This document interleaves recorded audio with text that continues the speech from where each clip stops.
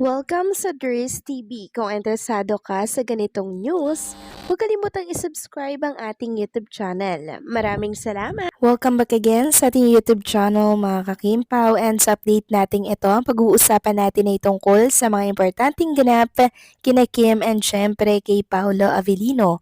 Pero bago po ang lahat, maraming salamat sa inyong patuloy na pag-support at pagsubaybay sa mga daily update natin. Kaya naman bilang pasasalamat, narito po ang ilang napili kong komento patungkol ito sa naging previous update. Una komento mula po ito kay Ginang Dinala Fortaza. Sabi niya, there is my English blogger na nagsabing never daw napakasalan ni Paolo si Kim dahil sa pagkakaiba nila. Private life daw gusto ni Paolo pati ng family niya. Si Kim daw ay public ang buhay kahit personal na. Ang sakit sa dibdib nung salitang never. Napapakasalan daw ni Paolo si Kim. Nako mga kakimpaw, eto na naman po ang mga vlogger na nagkalat sa mundo ng social media. Itong vlogger ba na to, kilala si Paolo at nakakasama niya si Paolo para sabihin at panghimasukan niya ang personal na desisyon sa buhay ni Paolo Avellino. Nakikita naman natin, 'di ba, na talaga namang binabago ni Paolo Avellino yung sarili niya for Chinita Princess. 'Di ba? Para po sila ay maging mag-compatible sa mga gusto nila, sa mga nais nila, sa mga gusto nilang gawin sa buhay. Tapos ngayon, may nagsabi daw po na never papakasalan ni Paolo si Chinita Princess.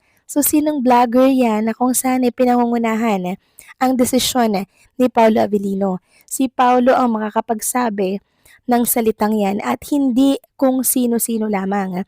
Kaya wag po kayong magpapadala sa mga ganitong salita. Hindi mismo, lalo't higit, hindi mismo kay Paolo Avellino galing yung salitang yan.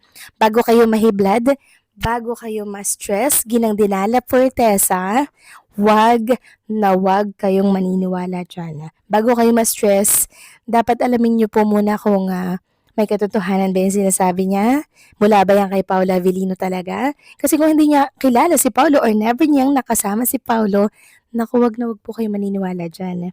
Wag nyo na lamang pong i-click ang mga ganyang balita. Okay? So good vibes lang tayo. Wag nating pangunahan ang desisyon ni Paolo. So sana po, walang maniwala dyan. Okay? So maraming salamat sa komento. Ginang Dinala Fortesa. God bless po and mabuhay kayo. Next comment naman, mula po ito kay Ginang Lorna Lee. Sabi niya, kailangan ba talagang magkadikit palagi ang Kim Pao? Nandoon lang siguro si Paolo sa Chinese New Year but hindi lang nagpakita dahil ayaw niyang matabunan si Kim sa event niya. Let us respect kung ano yung gusto nilang gagawin. They support each other and ayaw nilang masasapawan ang isa't isa. Yes, correct, tama kayo, Ginang Lorna Lee. Ayaw na ayaw pong nasasapawan ni Paolo si Chinita Princess. Yun pa nga lang pong teaser sa The Alibay, di ba? Gusto niya daw si Kim Chu lang ang lumabas doon kasi gusto niyang i-highlight si Chinita Princess dahil si Kim daw ang sobrang nahirapan at nagsakripisyo sa naturang teleserye. Ganyan po kasi si Paolo Avellino at si Paolo kasi very private. Nonchalant yan mga kakimpot. Ayaw niya magpakuha ng mga picture-picture, di ba? Kasi ayaw niya po talaga nang ma-post, ayaw niya nang ma-showy.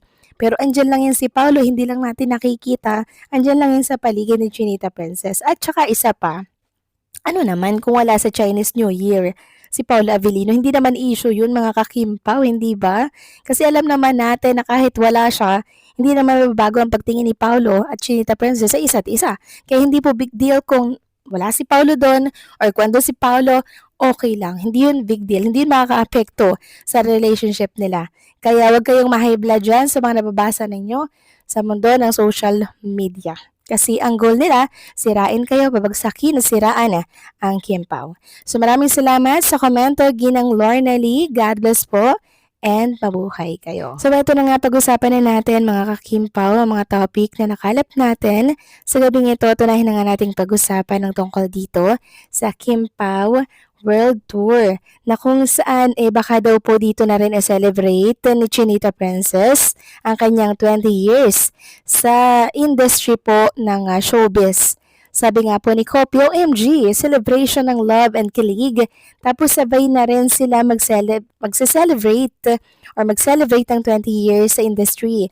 Kailan po kaya sa Asia, sa Pilipinas, para makapaghanda? Yes, makakaimpaw. Sobrang nakaka-excite lang na sa ibang bansa na sila magse-celebrate ng 20 years ni Chinita Princess dito sa showbiz industry kasama yung mga OFW natin sa iba't ibang panig po ng mundo, 'di ba? Kaya huwag kayong mag-alala, mag-update tayo ng ganap mula po 'yan sa ibang bansa.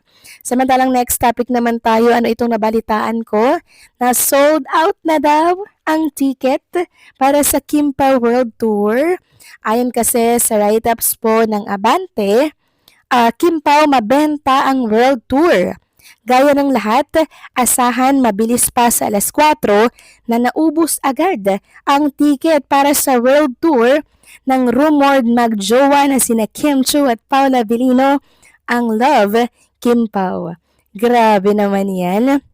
Ngayon pa lang, congratulations na kay Kim and Paula Avellino. Talagang hindi nagkamali ang management na bigyan sila ng World Tour. Kasi ngayon pa lang, sold out agad. Grabe namang magmahal ang mga fans ng Kim Pao. Sobrang thank you kasi sobrang init niyang sinusuportahan si Kim and Paolo kahit saan man kayong panig ng mundo at kahit anumang project ng Kim Pao. Ayon pa dito, chika sa amin ang isa sa mga solid Kim Pao Lanja sa San Francisco.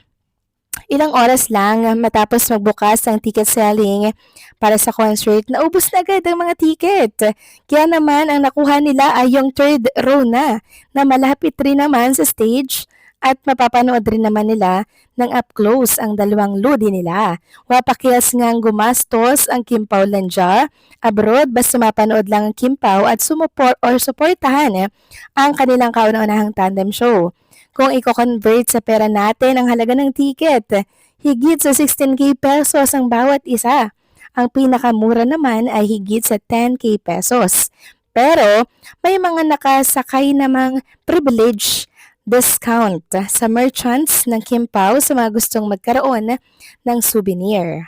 Sa halaga ng ticket price ng Kim Pao Lanja concert, katumbas ito ng presyo ng concert ng mga international o global artist dito sa Pinas. Wow, grabe. Ibang level na talaga ang Kim Pao. Dahil nga sold out agad ang tickets, nakikiusap naman ang ibang mga fanay abroad na magdagdag ng date o venue. Sinusulat ng ang item na ito pero wala pang advice ang production ng Love Kim Pao World Tour kung pagbibigyan nito ang hiling ng solid. So ito po ay sa panunulat na Ray Pumaloy. Maraming salamat sa napakagandang balitang ito, Ray Pumaloy, and hopefully nga ay dinggin ng production ang panawagan ng mga Kim Pao fans na magdagdag ng another venue or date, 'di ba? Para masulit naman ng mga OFW natin abroad ang Love Kim Pao or si Kim and Paula Avellino. Ngayon pa lang, congratulations Kim and Paula Avellino. So ano masasabi niyo dito mga ka-Kim Pao? Please comment down below.